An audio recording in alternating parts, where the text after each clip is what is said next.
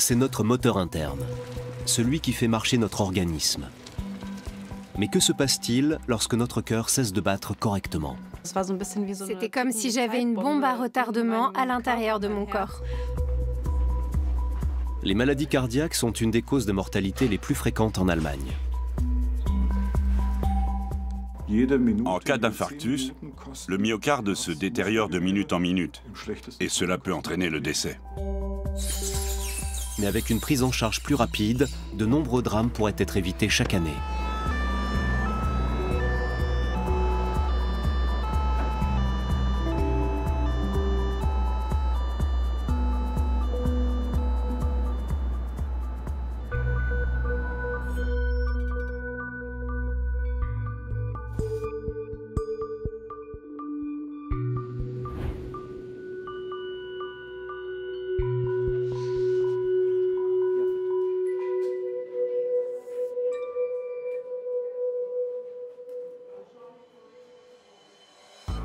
Les minutes sont comptées. Souffrant de douleurs dans la poitrine, Eduard Welz vient d'être hospitalisé pour une suspicion d'infarctus. Andreas Franke, le chef du service de cardiologie, n'a pas de temps à perdre.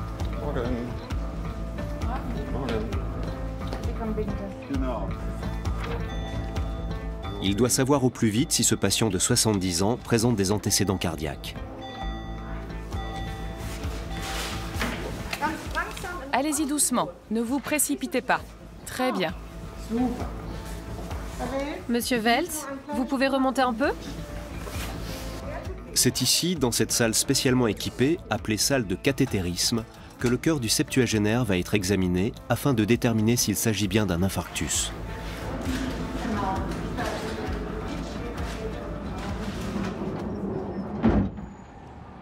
À la clinique de Siloa, à Hanovre, Andreas Franke et son équipe traitent des affections cardiaques tous les jours. Lors d'un infarctus, le myocarde commence immédiatement à souffrir. Il ne reçoit plus d'oxygène ni de sang, alors il se contracte à l'endroit où il n'est plus alimenté. Cela abîme ses cellules, qui meurent si elles sont privées d'oxygène trop longtemps. Une crise cardiaque survient lorsque le cœur n'est plus suffisamment irrigué, à cause d'une accumulation de cholestérol, de calcaire ou de caillots dans les artères coronaires. Si l'apport sanguin est insuffisant, le muscle cardiaque, appelé myocarde, se nécrose. Plus cela dure longtemps, plus les tissus se détériorent. Et s'ils sont trop abîmés, cela peut être fatal. C'est pourquoi il faut agir vite. Par une incision réalisée au niveau du poignet, le cardiologue glisse un tube dans l'artère du patient, en direction du cœur, pour trouver puis déboucher le vaisseau obstrué. Ça va piquer un peu, ne vous inquiétez pas. Maintenant que l'artère est ponctionnée, je vais y insérer un fil très fin. Vous allez ressentir une gêne, ça va être un peu désagréable. On voit le cathéter à l'écran. Je le guide dans l'artère coronaire. Eduard Welz a eu de la chance. Sa crise cardiaque était légère et peut être traitée par voie médicamenteuse. Ici, l'étendue était limitée. Mais dans les cas plus sévères, ça n'a rien à voir. La plupart du temps, on doit dégager les artères en urgence car elles sont totalement bouchées. Et l'important, c'est d'aller vite. Quand on pose le diagnostic et qu'on a la possibilité d'agir rapidement, on peut soigner des crises lourdes et faire en sorte qu'il n'y ait pas de séquelles. Les infarctus aigus restent pourtant une des premières causes de mortalité en Allemagne. En 2023, sur environ 186 000 crises cardiaques, près de 44 000 ont été fatales. Car bien souvent, les patients ne sont pas pris en charge assez vite et arrivent trop tard en service spécialisé.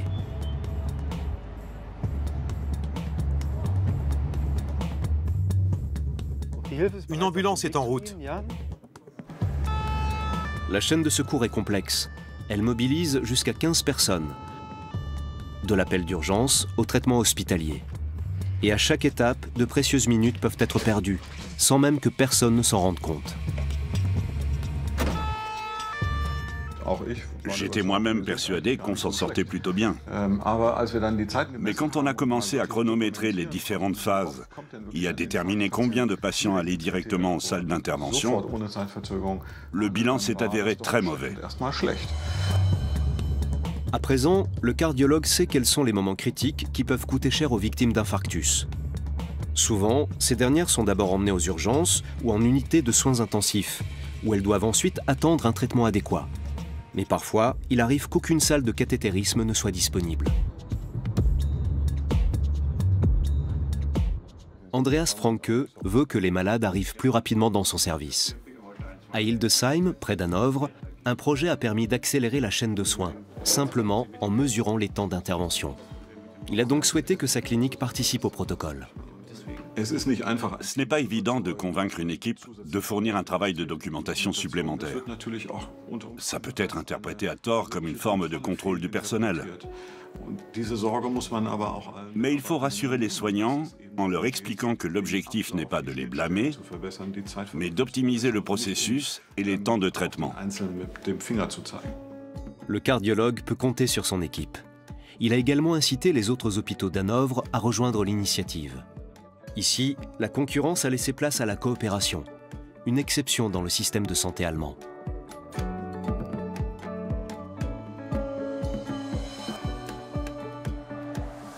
Les 5 centres de cardiologie et les services d'aide médicale d'urgence de la ville se sont rassemblés en un réseau d'échanges, dans le but de proposer une chaîne de secours optimisée à l'échelle régionale.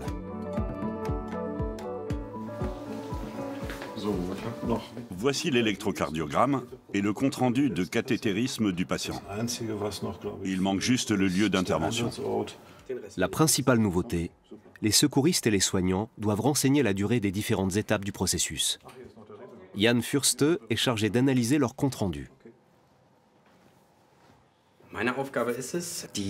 Ma mission consiste à centraliser ces données et à déterminer ce qui pourrait être amélioré au niveau des secours, des urgences et des services de cardiologie.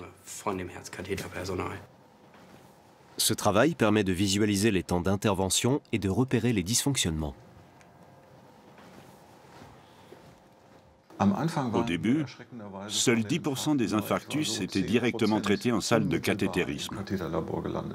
Aujourd'hui, on est à 80%. Le fait que les secours amènent tout de suite les patients chez nous a permis de réduire le temps de prise en charge d'environ 45 minutes. Cela équivaut à une mi-temps de match de football. Pour y parvenir, c'est tout un dispositif qui a été mis en place.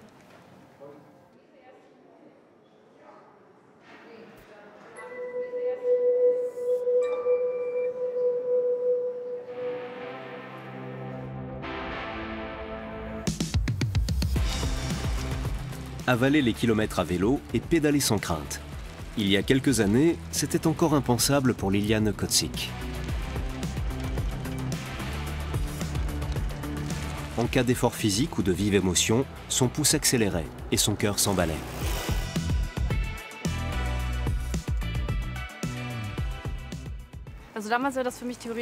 Avant, j'étais théoriquement capable de faire du vélo, mais à un rythme très modéré. Alors je pense que je n'y aurais pris aucun plaisir. Et en plus, ça aurait été associé à un sentiment de peur. C'est pour ça que j'évitais complètement ce genre d'activité. Après être allée consulter à la clinique universitaire de Marbourg, Liliane a découvert qu'elle souffrait d'une malformation du cœur congénitale, pouvant causer des battements saccadés et un arrêt cardiaque.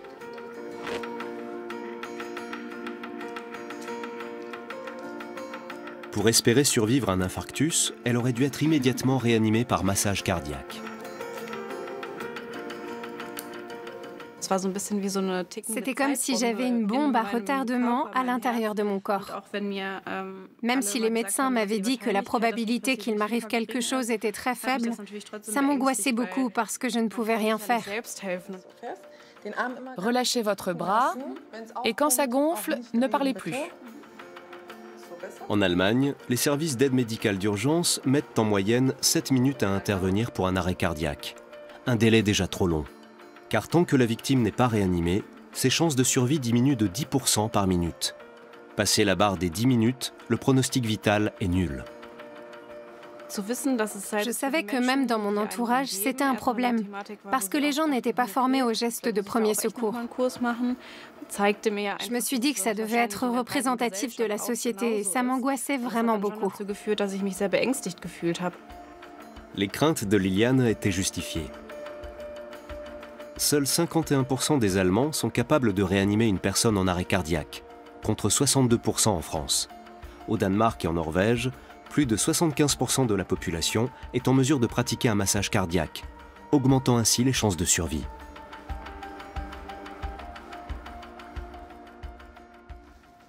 Bonjour.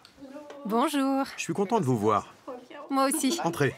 Près d'un an après le diagnostic de Liliane, sa malformation a pu être soignée facilement grâce à une petite intervention par cathéter. Comment allez-vous? Bien. Bien? Super. Ça fait plaisir de revenir ici. Mais Liliane est-elle complètement tirée d'affaire? Le docteur Bernhard Schiffer doit évaluer sa fonction cardiaque. L'arythmie a disparu.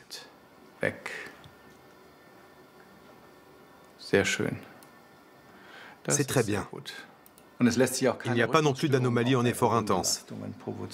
C'est parfait. D'accord. Au revoir Merci beaucoup. et bonne continuation. Le jour où j'ai été opérée, ça a été comme une renaissance. Parce que je savais que j'allais pouvoir me débarrasser de mes angoisses. Mais ça a pris du temps. Ce n'est pas comme si j'étais sortie de la clinique et que toutes mes peurs s'étaient envolées d'un coup. Il a fallu que je m'en défasse progressivement et que j'apprenne à faire à nouveau confiance à mon cœur. Jusqu'à ce que je sois sûre qu'il ne pouvait plus rien m'arriver. La renaissance de Liliane a eu lieu il y a 7 ans. Aujourd'hui âgée de 25 ans, la jeune femme vit à Dortmund et se forme au métier d'enseignante. Elle a su faire une force de ses angoisses passées en élaborant un programme de sensibilisation à la réanimation cardiaque destiné aux établissements scolaires.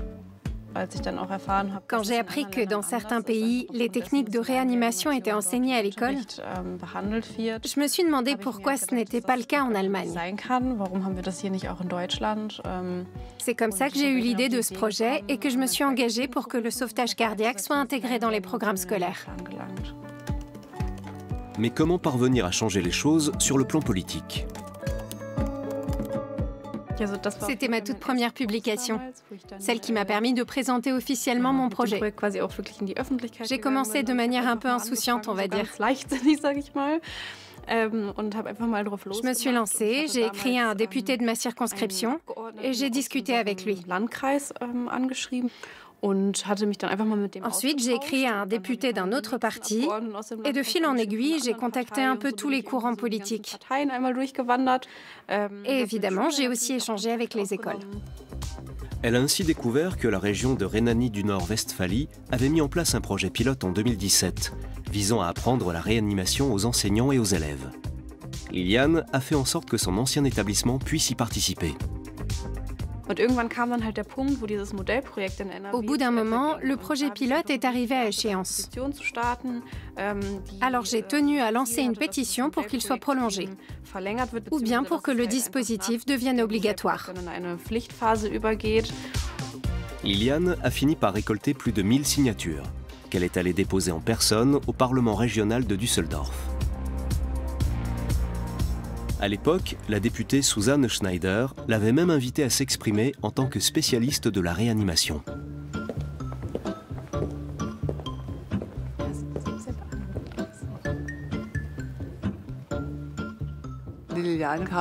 Liliane est venue vers moi parce que j'avais travaillé un temps sur ces questions. C'est bien de créer ce genre de connexion. J'étais ravie qu'elle me contacte. En tant qu'ancienne infirmière, Susanne Schneider sait à quel point l'enjeu est important. Ça fait partie de ma formation de professionnelle de santé. Et à titre privé, j'ai réanimé 2 personnes ces 3 dernières années. L'engagement des 2 femmes a porté ses fruits. Des cours de réanimation vont être progressivement instaurés dans les établissements scolaires de la région. Et Liliane voit déjà plus loin. Et si c'était déjà inclus dans la formation des instituteurs et des professeurs? Si les futurs enseignants apprenaient les techniques de réanimation pendant leurs études, ils pourraient plus facilement les transmettre. Les universités abordent volontiers ce genre de sujet, car autrement, ça ne fait pas partie de leurs priorités. C'est bien d'avoir un soutien politique et de forcer un peu pour que les choses bougent. J'aimerais que davantage de jeunes viennent directement nous poser des questions ou nous faire des propositions. On me demande souvent d'où me viennent mes idées pour telle motion ou telle déclaration. La plupart du temps, ce sont les gens qui demandent à changer les choses. Et on peut les changer bien plus souvent qu'on ne le pense. Ce que Mme Schneider m'a appris, c'est surtout qu'il ne faut pas baisser les bras. Même si certaines choses prennent du temps, il ne faut pas se décourager. C'est avec cet état d'esprit que Liliane se rend à présent dans la région de la Hesse. Grâce à son travail de sensibilisation en milieu scolaire, l'apprentissage de la réanimation y est désormais obligatoire en classe de 5e. Bonjour, Monsieur Scholz.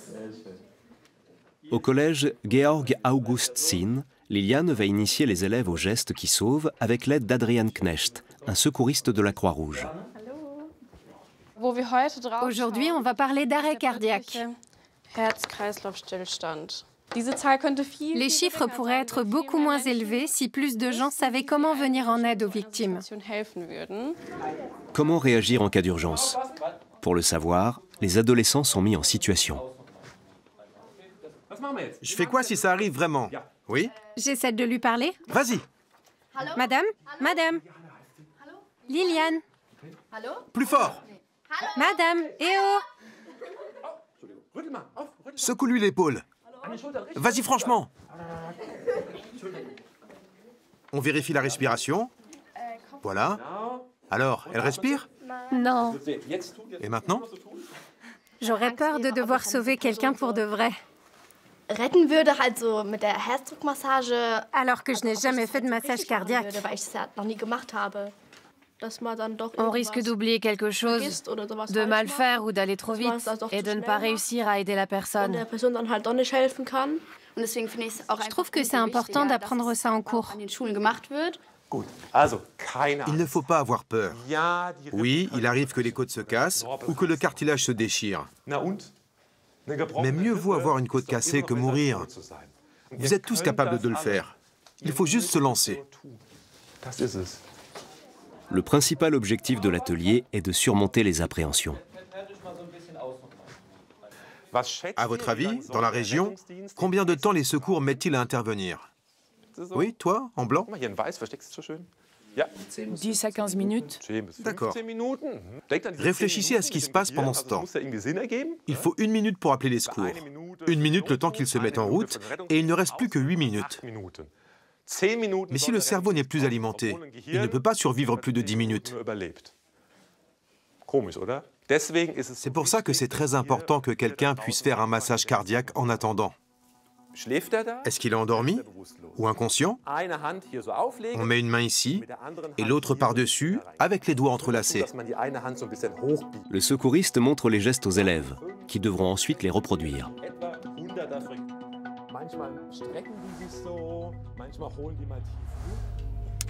Centre d'appel d'urgence des sapeurs-pompiers. Où êtes-vous? Hanovre, d'accord. Cette plateforme d'urgence peut recevoir jusqu'à 3000 appels par jour. Bien souvent, il s'agit de personnes présentant des symptômes d'infarctus. Lorsqu'une vie est en danger, c'est une véritable course contre la montre qui commence. Ok, je vous envoie de l'aide. Afin de maximiser les chances de survie des victimes, les centres de cardiologie et les services d'urgence ont déployé leur dispositif commun, la chaîne de secours optimisée.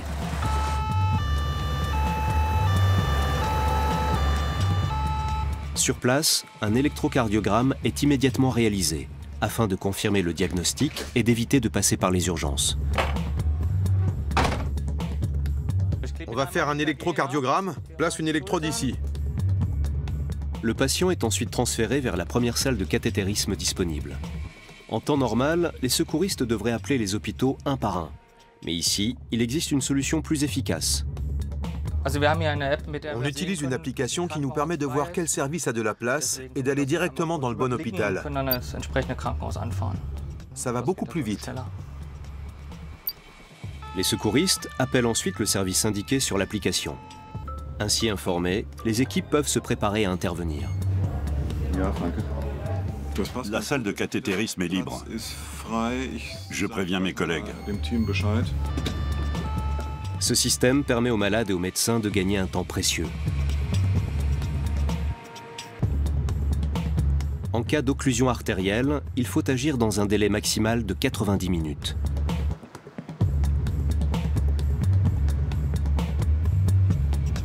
Ce patient pourra-t-il être sauvé? Andreas Franke et son équipe le prennent immédiatement en charge. Il n'y a pas une seconde à perdre. On a un infarctus STEMI. D'accord. Montrez-moi ça. Ah oui, là je le vois bien. Ok, on va le mettre en place. L'homme de 78 ans est dans un état critique.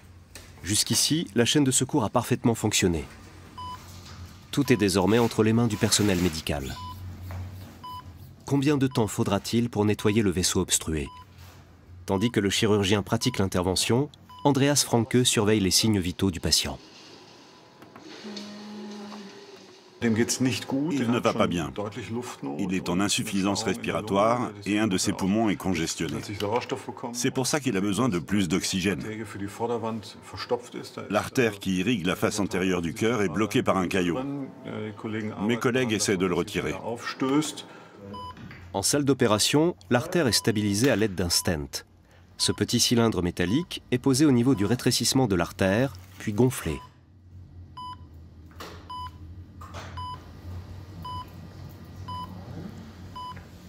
Le stent élargit la paroi vasculaire et le sang peut alors circuler à nouveau. Le flux sanguin est bien meilleur. On va regarder à quoi ça ressemble avec le stent, mais on est plutôt satisfait car ça a été assez rapide. Il y a eu 80 minutes entre le début des douleurs et la désobstruction. Monsieur Oppermann, votre artère est débouchée. On espère que votre muscle cardiaque va bien se remettre et que ça ira mieux d'ici quelques heures avec l'oxygène. Walter Oppermann a survécu à son infarctus. Afin que d'autres puissent avoir cette chance, il est primordial que les membres de la chaîne de secours échangent régulièrement. Pour cela, Andreas Franke anime un colloque sur les procédures d'urgence à la faculté de médecine d'Hanovre. C'est l'occasion de faire un retour sur notre travail. Quels sont les temps d'intervention? Sur quels éléments avons-nous progressé ou non?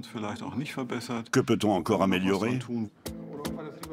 L'objectif est de faire le point sur la durée des différentes étapes de secours lors de l'année précédente. Un invité de premier plan a été convié, le professeur en cardiologie Karl Heinrich Scholz.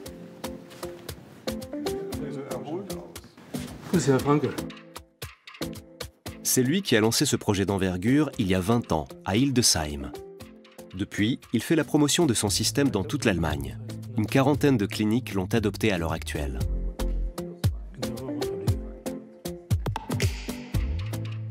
Ce travail de restitution joue un rôle crucial. L'essentiel, c'est de responsabiliser tous les membres de la chaîne de secours et de soins en les invitant à se pencher sur leurs résultats. De cette manière, ils se sentent impliqués dans la réussite globale du projet. Les chefs de service et les cardiologues des hôpitaux d'Hanovre ne sont pas les seuls à assister à la conférence. Le personnel des services d'urgence et les sapeurs-pompiers sont présents eux aussi. Tous veulent savoir si les opérations se sont enchaînées efficacement l'année passée.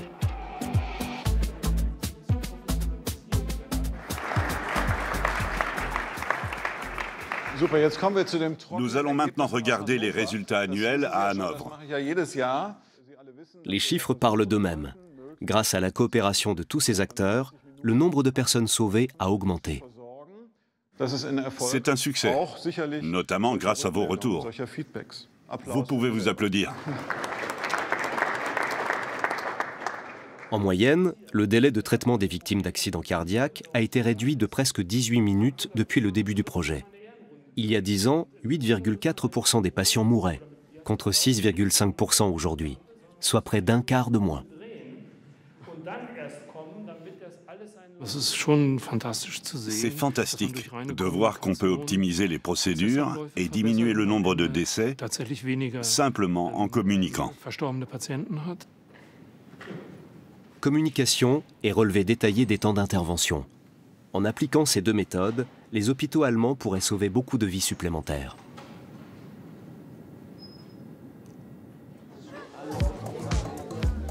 De son côté, Liliane forme les sauveteurs de demain. Son expérience de patiente a fait d'elle une experte du massage cardiaque. Répartis en petits groupes, les adolescents s'entraînent sur des mannequins spécialement prévus à cet effet.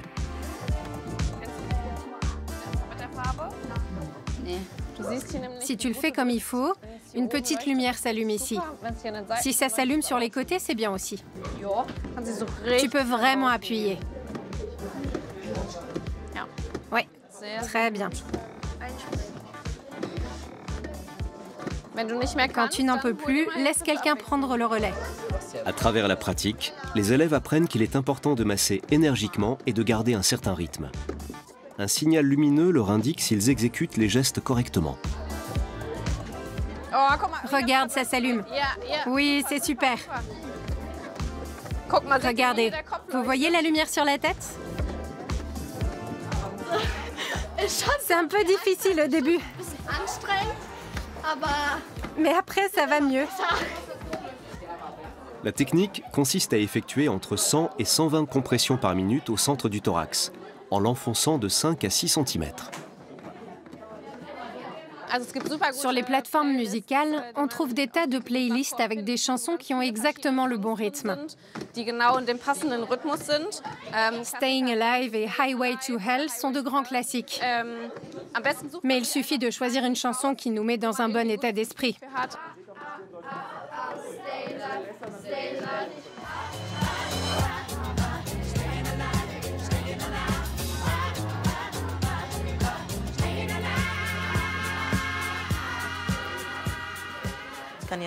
Si en rentrant à la maison, un de nos parents faisait une crise cardiaque, on pourrait le réanimer. Je me sentirais capable de secourir quelqu'un.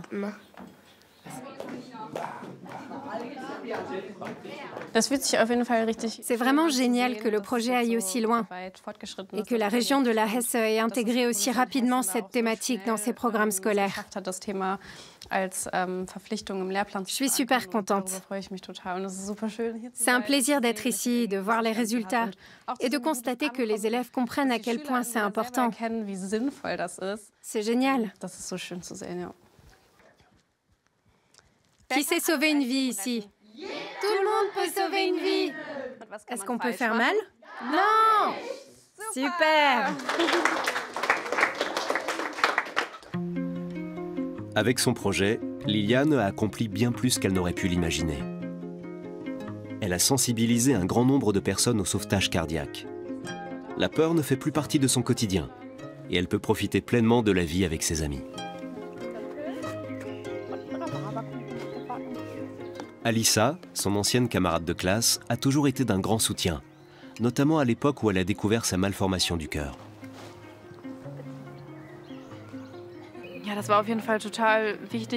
Ça m'a beaucoup aidé de l'avoir à mes côtés. Parce que peu importe où j'étais, que ce soit au lycée avec Alissa ou à la maison avec mes parents, j'avais quelqu'un sur qui je pouvais compter quoi qu'il arrive.